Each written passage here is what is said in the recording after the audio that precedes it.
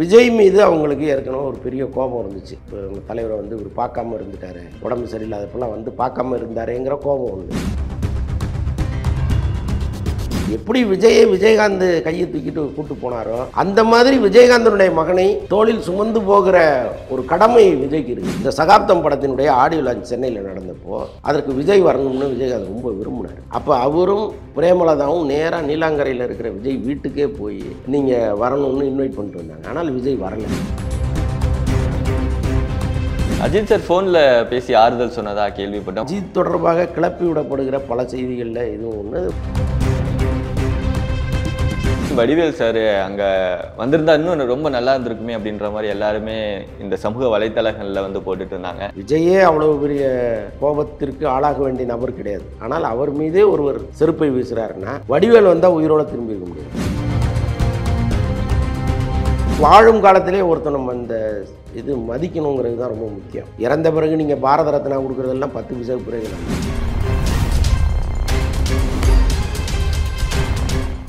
வணக்கம் சார். வணக்கம். கடந்த 2 நாட்களாக தமிழ் மக்களையும் சரி தமிழ் திரை உலகையும் சரி பெரிய சோகத்தில் ஆழ்த்தினது விஜயகாந்த் சாரோட மறைவு. கிட்டத்தட்ட ஒரு 15 லட்சம் மக்கள் கிட்ட கோயம்பேட்லையும் சரி டிவி தியேட்டர்லையும் சரி போய் விஜயகாந்த் சாருக்கு இறுதி மரியாதை வந்து செலுத்தியிருக்காங்க அப்படின்ற செய்திகள் எல்லாம் பார்க்க முடிஞ்சது. அவ்வளோ மக்கள் அவரை சம்பாரிச்சு வச்சிருக்காரு. இந்த இறுதி மரியாதை செலுத்துவதற்கு விஜய் சார் வருவாரா வரமாட்டாரா அப்படின்னு சொல்லி நிறைய கேள்விகள் எல்லாம் இருந்துச்சு. ஏன்னா விஜய் சாரை வந்து ஒரு முக்கியமான கட்டத்தில் அவரை வளர்த்து விடுறதுக்கு உதவியாக இருந்தது நம்ம விஜயகாந்த் சார் தான். அவரோட படங்களை சேர்ந்து நடித்ததுக்கு அப்புறம் தான் விஜய் சார் வந்தார். ஸோ வந்தது மட்டும் இல்லாமல் நிறையா கான்ட்ரவர்சிஸ் இருந்துச்சு. அதுக்கு அடுத்தது வருவோம் சார். ஸோ விஜய் சார் வந்து அவரை பார்த்த அந்த ஒரு 10 நிமிஷம் எந்த அளவுக்கு விஜய் சார் மனசில் விஜயகாந்த் சார் இடம் பிடிச்சிருக்காரு, எந்த இடத்துல அவரை வச்சிருக்காரு அப்படிங்கிறத அந்த இடத்துல தான் பார்க்க முடிஞ்சது. ஸோ கிளம்பி போகிறப்ப கூட திரும்பி ஒரு 10 செகண்ட் அந்த ஃபேஸவே உத்து பார்த்துட்டு போனார். அதை பற்றி என்ன நினைக்கிறீங்க சார்? 2 பேருமே அருகருகில் வீடு தான், ஒரு அடுத்தடுத்த தெரு தான். அவங்க அடிக்கடி சந்திப்பதற்கான வாய்ப்புகள்லாம் நிறைய இருந்திருக்கும். ஏன்னா விஜயகாந்த் வந்து எஸ்சி சந்திக்க பலமுறை ஒரு வீட்டுக்கு வந்திருக்காரு. அப்போல்லாம் விஜய் வந்து சின்ன பையனாக இருந்திருப்பார். ஒரு பெரிய நடிகனாக அவரை பார்த்து பிரமிச்சிருப்பார். அதற்கப்புறம் அவருடைய வாழ்க்கையில் விஜயகாந்த் ரொம்ப முக்கியமான ஒரு மனிதராக இருந்தாருங்கிறதெல்லாம் அவருக்கு தெரியும். ஆனால் இப்போது உடல்நிலை சரியில்லாமல் போன பிறகு கடந்த 1 வருஷமாக அவர் பார்க்கணுன்னு ட்ரை பண்ண தகவல் நமக்கு ரொம்ப லேட்டாக தான் கிடச்சிது. நாங்கள் கூட பலமுறை சொல்லியிருக்கோம், விஜய் போய் பார்க்காம இருக்காரு விஜயகாந்தை, இது வந்து தப்பாச்சே அப்படிங்கிற மாதிரிலாம் நம்ம சொல்லியிருக்கோம். ஆனால் அவர் முயற்சி பண்ணார். அவங்க தான் வந்து அதற்கு இடம் கொடுக்கல, வந்து ஒரு அப்பாயின்மெண்ட்டு ஃபிக்ஸ் பண்ணி கொடுக்கலங்கிறது நமக்கு ரொம்ப காலதாமதமாக தான் தெரிய வருது. ஆனால் விஜய் வந்து அந்த இடத்துக்கு வந்தது ஏன்னா அவ்வளோ பெரிய கூட்டம் அங்கே வந்துட்டு ரொம்ப நிறைவாக போயிட முடியாது. ஏன்னா அந்த கூட்டத்தில் அவர் எவ்வளோ டிஸ்டர்ப் பண்ணாங்கிறதெல்லாம் நம்ம பார்த்தோம். இன்னொன்று முறையான ஆர்கனைசிங் சரியாக இல்லை. அங்கே என்னென்னா அவங்க ரொம்ப அவசரமாக கொண்டு வந்து தலைமை கழகத்தில் வச்சுட்டாங்க, அவங்க கட்சி ஆஃபீஸில் வச்சுட்டாங்க. அங்கே ப்ராப்பராக எல்லோரும் வந்துட்டு போகிற இடமா அது அப்படிங்கிறதெல்லாம் யோசிக்கிற அளவுக்கு அந்த இடத்துல அவங்களால முடியல போல இருக்குது. கொண்டு வந்து வச்சுட்டாங்க. அங்கே உள்ளே போயிட்டு வெளியில் வர்றதுக்குள்ளே பல பேர் உயிர் பிழைச்சா போதுங்கிற அளவுக்கு தான் வந்தாங்க. அப்படி ஒரு கூட்ட நெரிசல். நல்ல வேளையாக இவங்க முதல்வர்கிட்ட பேசி முதல்வர் உடனே தீவு திடலை ரெடி பண்ணி கொடுத்து ரொம்ப அழகாக அதை பண்ணி கொடுத்தாங்க. ஒரு பெரிய தலைவருக்குரிய எல்லா அந்தஸ்தையும் பண்ணி கொடுத்தாங்க. அதுக்கப்புறம் தான் மக்கள் ஃப்ரீயாக போயிட்டு வந்தாங்க. ஆனால் விஜய் வந்து ஹைதராபாத்தில் நேராக கிளம்பி எவ்வளவு கூட்டம் இருந்தாலும் நம்ம போயிட்டு வந்துடுவோம் அப்படின்னு சொல்லி உள்ளே போயிட்டு வந்ததில் நிஜமாகவே நம்ம பாராட்டப்பட வேண்டிய விஷயந்தான். பட்டு அவர் கொஞ்சம் வெளிப்படையாக சொல்லியிருக்கலாம், நான் கேப்டனை பார்க்கணும், நான் ரொம்ப ஆசைப்பட்றேன்னு வெளிப்படையாக அவர் சொல்லியிருந்தா கூட ஒருவேளை அந்த ஒரு இறப்புக்கு முன்னாடி பார்த்துருப்பதற்கு வாய்ப்பு இருக்குமா என்னன்னு தெரியல. அவர் அங்கே இருக்கும்போதும் நிறையா பேர் வந்து வெளியே போன்னு சொல்லி அவ்வளோ கத்துனாங்க. இன்னும் சில பேர் செருப்பெல்லாம் எடுத்து எரிஞ்சாங்க அப்படின்ற மாதிரி விஷுவல்ஸ் எல்லாம் நம்ம பார்த்தோம். எதுக்கு சார் இவ்வளோ கோபம் விஜய் சார் மேலே? எப்போவுமே இந்த க்ரௌடு ஒரு இடத்துல கூடும் பொழுது அவங்களுக்கு வந்து உணர்ச்சி வசப்படுவதுங்கிறது ரொம்ப எளிதில் நடந்துடும். இப்போ அந்த நேரத்தில் யார் சிக்கினாலும் அது வந்து தப்பாக தான் போகும். விஜய் மீது அவங்களுக்கு ஏற்கனவே ஒரு பெரிய கோபம் இருந்துச்சு. தலைவரை வந்து இவர் பார்க்காம இருந்துட்டாரு, உடம்பு சரியில்லாதப்பெல்லாம் வந்து பார்க்காம இருந்தாருங்கிற கோபம் ஒன்று. இன்னொன்று, இன்றைக்கி திரைத்துறையில் இவ்வளோ பெரிய இடத்துல விஜய் இருக்கார்.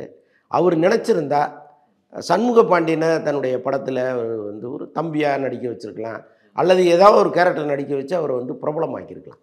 விஜயகாந்துடைய கனவு என்ன?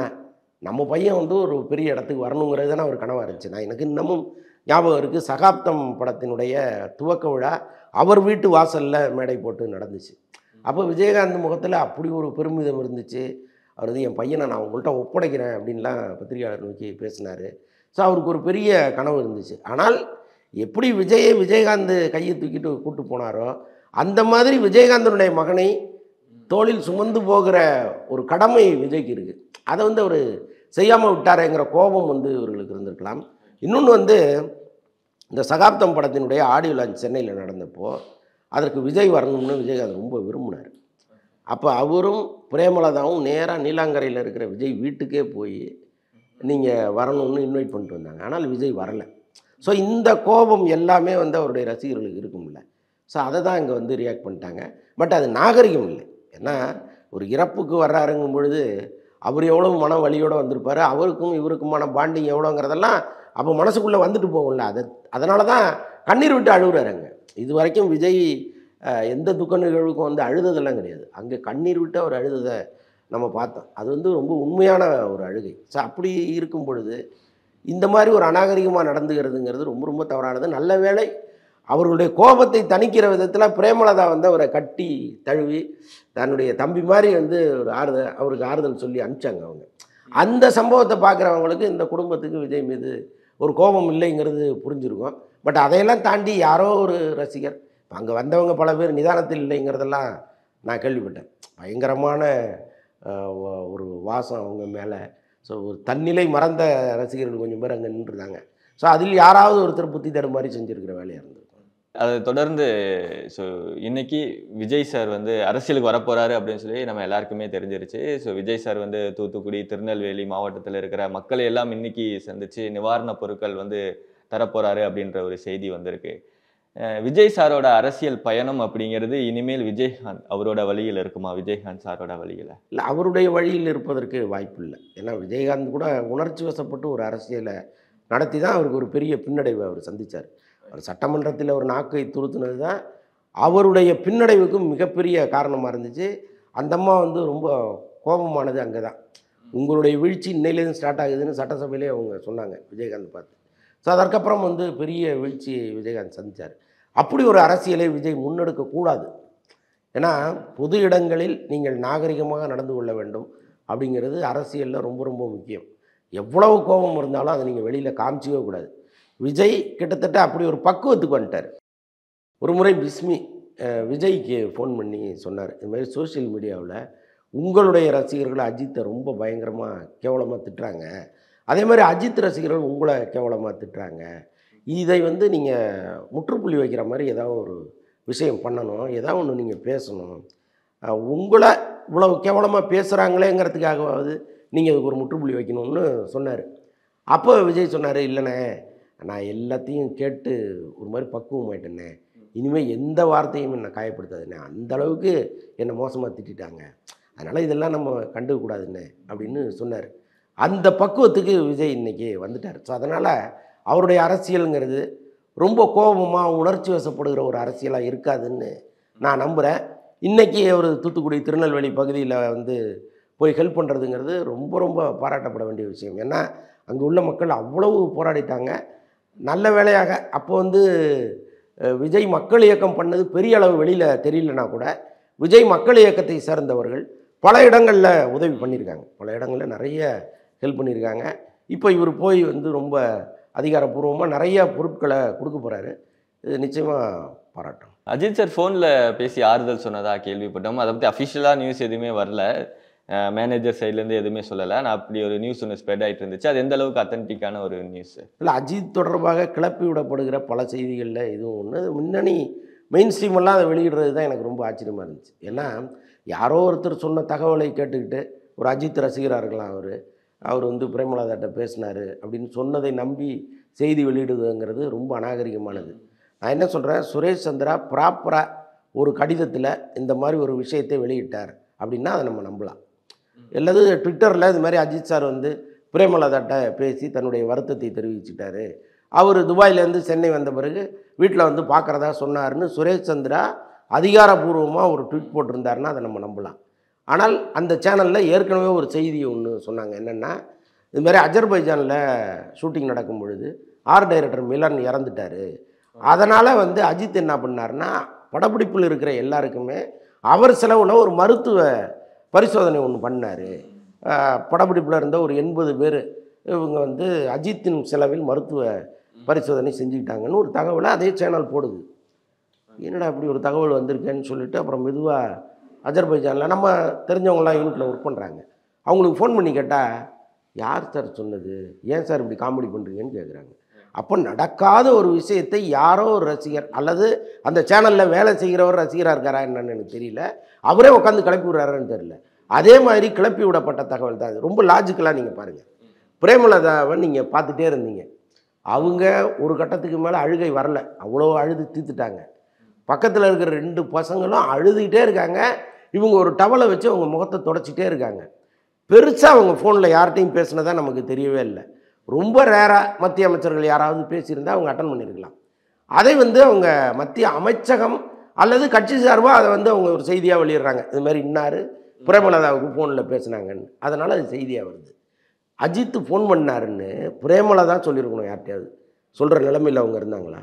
அல்லது அஜித்தை அவங்க அவ்வளோ பெரிய ஆளாக நினச்சிருந்தா தான் அஜித்தே ஃபோன் பண்ணிட்டாரு அப்படின்னு யார்கிட்டையாவது சொல்லணும், அதுவும் கிடையாது.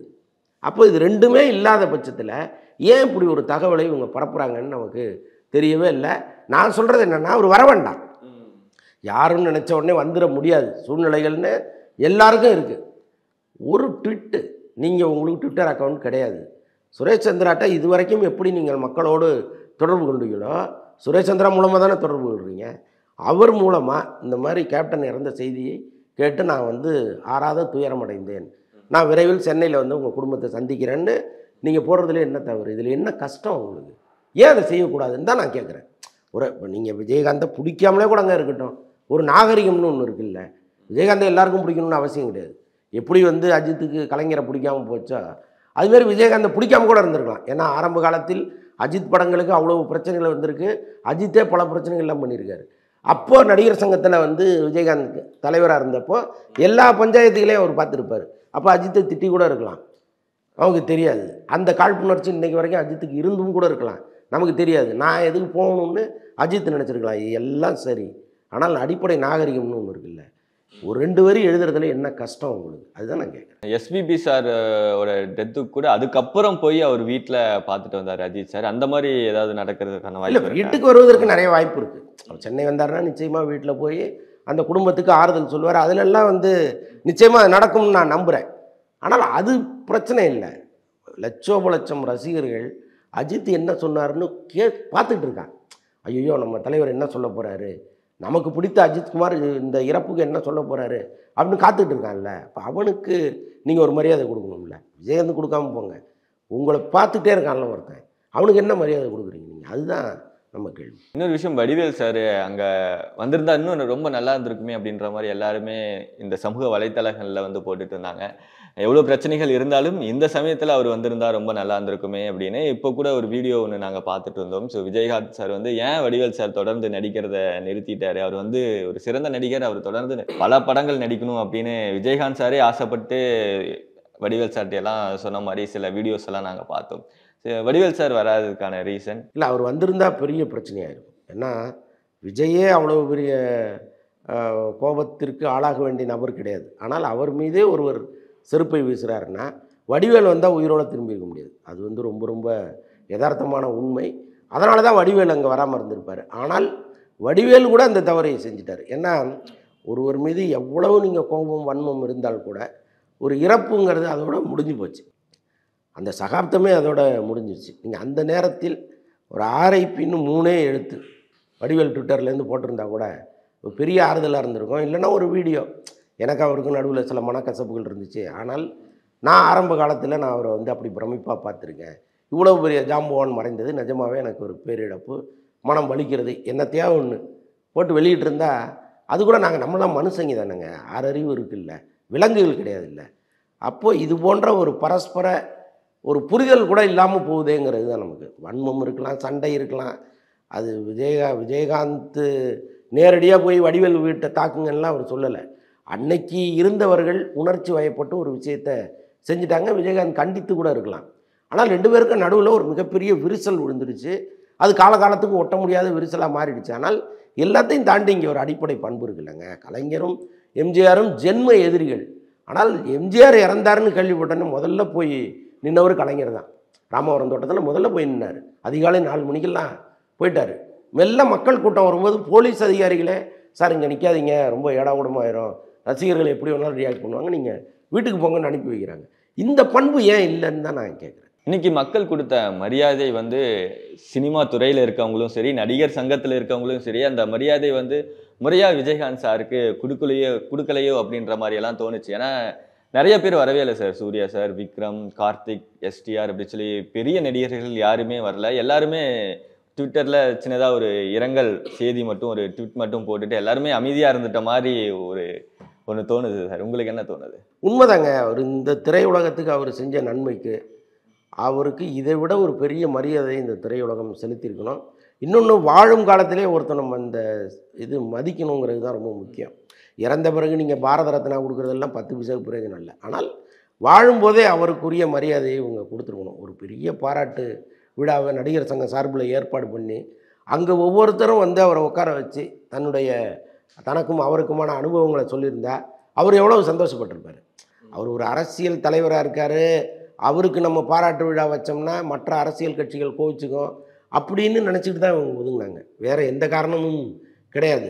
அப்படி இருக்கக்கூடாதுங்கிறது தான் நம்முடையது. ஏன்னா எப்போவுமே திரைத்துறை வந்து அரசியல் சார்ந்ததாக இருக்கும் பொழுது தான் இவ்வளோ பிரச்சனைகளாக அவங்களுக்கு வருது.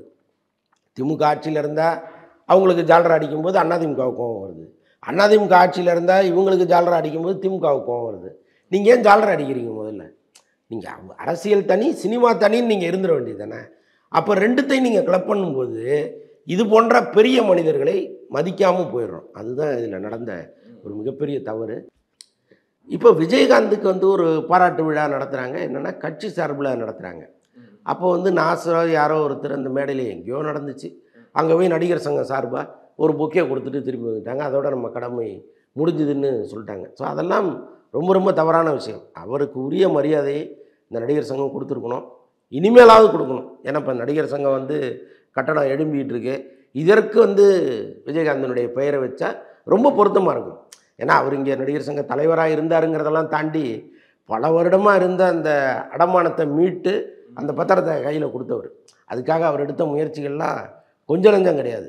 அப்படிப்பட்டவருக்கு அந்த பில்டிங்க்கு பேர் வைப்பதுங்கிறது மிக மிக பொருத்தமாக இருக்கும். அதையாவது அவங்க செய்யணும். ஏன்னா பிரேமலதா மேம் வந்து சில கோரிக்கைகள்லாம் வச்சாங்க. அவருக்கு வந்து சிலை வைக்கணும், அவர் பேரில் ஒரு அவார்டு வந்து கொடுக்கணும் அப்படின்னு சொல்லி. இதெல்லாம் வந்து நடிகர் சங்கம் எடுத்து அந்த அவார்டு அப்படிங்கிறது விஷயம் எல்லாம் பண்ணுவாங்களா சார்? நிச்சயமாக பண்ணுவாங்க. அது நிச்சயமாக பண்ணுவாங்க. எல்லாருமே பொதுமக்களுடைய கோரிக்கையும் அதுவாக தான் இருக்குது. அதனால் ரொம்ப ஈஸியாக அவரை வந்து யாரும் மறந்துட விடாத அளவுக்கு ஒரு அழுத்தமான பதிவாக இருக்கணும். அவர் தொடர்பான விஷயங்கள்லாம் ரொம்ப அழுத்தமான பதிவாக இருக்கணும். அப்புறம் இன்னொரு கேள்வி கேட்டீங்க, நீங்கள் ஏன் பெரிய நடிகர்கள், பெரும்பாலான நடிகர்கள் வரலை, எல்லாருமே ஒரு ட்விட்டு அல்லது வீடியோ போட்டு ஒதுங்கிட்டாங்கன்னு சொன்னீங்க. அது வந்து மிக மிக மோசமான ஒரு விஷயம். என்னென்னா இப்போ ரொம்ப வெகு தூரத்தில் இருப்பவர்களால் வர முடியாது. அது வந்து ரொம்ப ரொம்ப கஷ்டம். இப்போ சூர்யா, கார்த்திகெலாம் ரொம்ப லாங்காக போயிட்டாங்க. அவங்க வரணும்னு நினச்சா கூட இங்கே வரத்துக்கு ஒரு 2 நாள் 3 நாள் ஆயிரும். அதனால் நிச்சயமாக அவருடைய உடலை பார்க்க முடியாது அவங்களால. அதே மாதிரி வந்து அமெரிக்காவிலிருந்து வருவதும் ரொம்ப கஷ்டம். ஏன்னா இந்த இறப்புங்கிறது எதிர்பாராமல் நடந்த ஒரு விஷயம். இது நியூ இயரை ஒட்டி வந்துருச்சு. இப்போ நியூ இயர்னாலே எல்லா நடிகர்களும் நம் நாட்டில் இருப்பது இல்லை. தமிழ்நாட்டில் எல்லாம் கிளம்பி மேக்ஸிமம் எந்தெந்த நாடுகளுக்கு போய் என்ஜாய் பண்ணணுமோ அங்கங்கே போயிடுறாங்க. அப்படி நடந்தது தான் இது. ரொம்ப பக்கத்தில் இருக்கிறவங்க எல்லாத்தையும் கேன்சல் பண்ணிவிட்டு வந்திருக்கலாம். இப்போ துபாயிலேருந்து அஜித் வர்றதுங்கிறது ஒரு பெரிய சிரமம் கிடையாது. 7 மணி நேர பயணம்.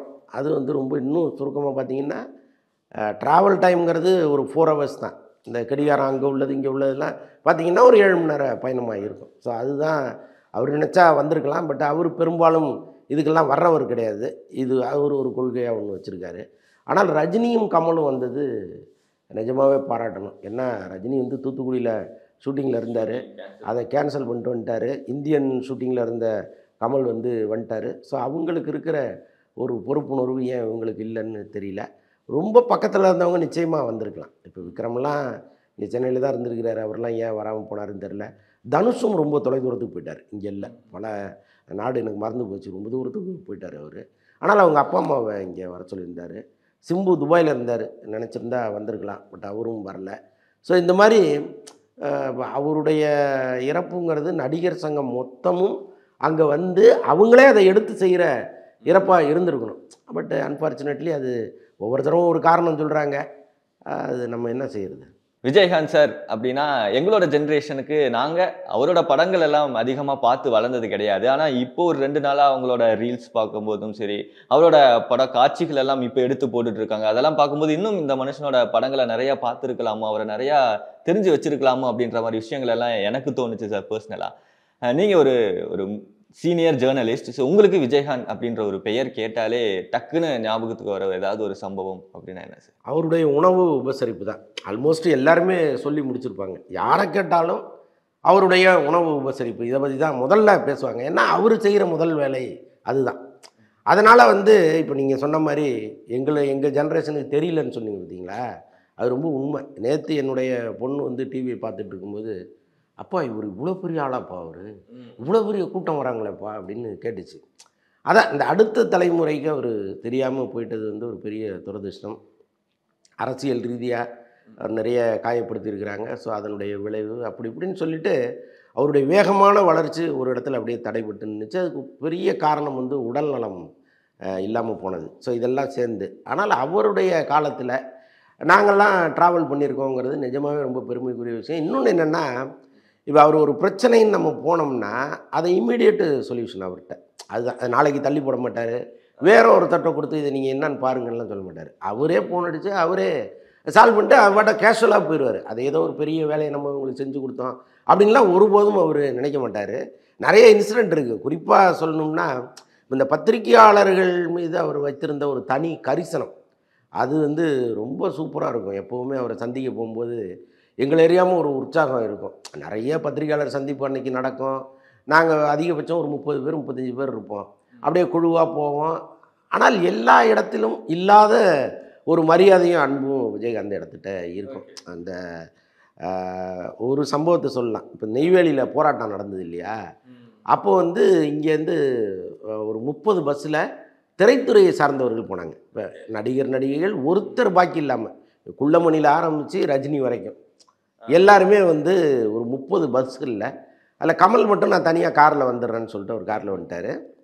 பாக்கி எல்லாரும் அந்த பஸ்ஸில் ட்ராவல் ஆகுறாங்க. இப்போ இங்கேருந்து கடலூர் வரைக்கும், கடலூர் நெய்வேலி வரைக்கும் மக்கள் 2 பக்கமும் திரண்டு நின்று பார்க்குறாங்க. ஒவ்வொரு ஊர்லேயும் என்னென்னா, நடிகர்களை நீங்கள் மொத்தமாக அப்படி பார்க்கவே முடியாது. அப்போ யோசிச்சு பாருங்கள் எவ்வளோ பெரிய கூட்டம். இந்த பஸ்ஸு 30ங்கிறத தாண்டி இதற்கு பின்னாலேயும் முன்னாலேயும் தானாக வந்து ஒட்டிக்கிட்ட வாகனங்கள் இதெல்லாம் நீங்கள் பார்த்தீங்கன்னா போயிட்டுருக்கு. வழியில் வந்து மேல்மருவத்தூர் தாண்டி ஒரு இடத்துல மதிய உணவுக்காக எல்லாருக்கும் சாப்பாடு ரெடி பண்ணி வச்சுருக்காரு விஜயகாந்த் ஒரு இன்ஜினியரிங் காலேஜில். இப்போ என்ன நடக்குதுன்னா, நீங்கள் வந்து அப்படி ஒரு பலமான விருந்து, ஊர்வனை பரப்பனை நடப்பனை எல்லாத்தையும் கொண்டு வந்து அங்கே வச்சு அப்படி பண்ணி வச்சுருக்காங்க.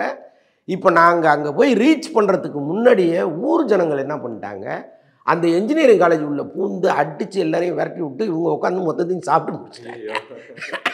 இப்போ வந்து யாருக்குமே சாப்பாடு கிடையாது, எல்லாம் பட்னி. இப்போ ஒரு கட்டத்துக்கு மேலே பசி தாங்க முடியாதுல்ல.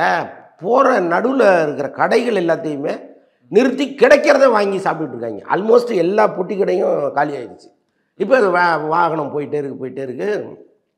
இப்போ அவ்வளோ கலைபுரத்துலேயும் அவ்வளோ கூட்டத்துலேயும் அவர் இந்த பிஆர்ஓக்கள் ரியாஸ், டைமண்ட் பாபு, மௌன ரவி, விஜயமுரளி இவங்க எல்லாரையும் கூப்பிட்டு பத்திரிகையாளர்கள் சாப்பிட்டாங்களையா அப்படின்னு கேட்டிருக்காரு. சார் ஒருத்தரும் சாப்பிடல, எல்லாம் போகிற வழியில் இருக்கிறதெல்லாம் பிடிங்கி தின்னுட்டு இருக்காங்க, ரொம்ப கஷ்டம் அப்படின்னோடனே, முதல்ல அவங்கள சாப்பிட வச்சிருயா, பாவம் அது தப்பாக போயிடும் அப்படின்ட்டு அவர் வந்து கடலூரில் ஒரு இடம் பிடிக்கிறார். ஃபோனில் அப்போல்லாம் செல்ஃபோன் கிடையாது இல்லை, எப்படியோ ரீச் பண்ணி கடலூரில் வந்து ஒரு கடையை ரெடி பண்ணுறாரு. இப்போ எங்கள் பஸ்ஸுக்கு மட்டும், மற்றவர்கள் பட்னியோடு போயிட்டு பட்னியோடு வாங்க ஏதாவது பண்ணிங்க, அந்த கவனிப்புக்கு சொல்கிறேன். அவ்வளவு கலைபுரம், அவ்வளவு பரபரப்பு, அதில் வந்து அவர் அப்படி ஒரு வேலையை செய்கிறார். அப்போ கடலூரில் வந்து ஒரு இடத்துல நிறுத்தி அங்கே அந்த கடைக்காரர் திடீர்னு சொன்னால் என்ன பண்ண முடியும், அவர் ஒரு 50-60 பேருக்கு திடீர்னு நீங்கள் சமைச்சு போகணும்னா என்ன பண்ணணும். அப்போ ஏற்கனவே போட்டு வச்சுருந்த பரோட்டாவை சூடு பண்ணி அதுக்கு ஏதோ சாம்பாரை ஊற்றி சாப்பிட்டுட்டு அங்கேருந்து கிளம்பணும். போயிட்டு நாங்கள் வர்றதுக்கு நள்ளிரவு ஆயிடுச்சுன்னு வச்சிங்களேன். எதுக்கு சொல்ல வரேன்னா, இவ்வளவு பரபரப்புக்கு நடுவுலையும் அவங்க என்ன ஆனாங்க அப்படின்னு பார்க்குறது இருக்குல்ல, அதுதான் விஜயகாந்த். அதுமாரி பல பேரை அவர் வந்து யார் போனாலும் என்ன சாப்பிட்டியா அப்படிங்கிறது தான் முதல் கேள்வியாக அவர் வச்சுருந்தார். பல பேர் சொல்லியிருப்பாங்க, அவருடைய பெருமைகளை பேசுகிற எல்லாருமே முதல்ல இதை தான் சொல்லியிருப்பாங்க. எனவே ரொம்ப நன்றி சார். இன்னைக்கு உங்ககிட்ட விஜயகாந்த் சார் பற்றி நிறையா விஷயங்கள் கேட்டு தெரிஞ்சுக்கிட்டோம். நிறைய நினைவுகளும் நீங்களும் ஷேர் பண்ணியிருந்தீங்க. ரொம்ப நன்றி சார். Thank you so much.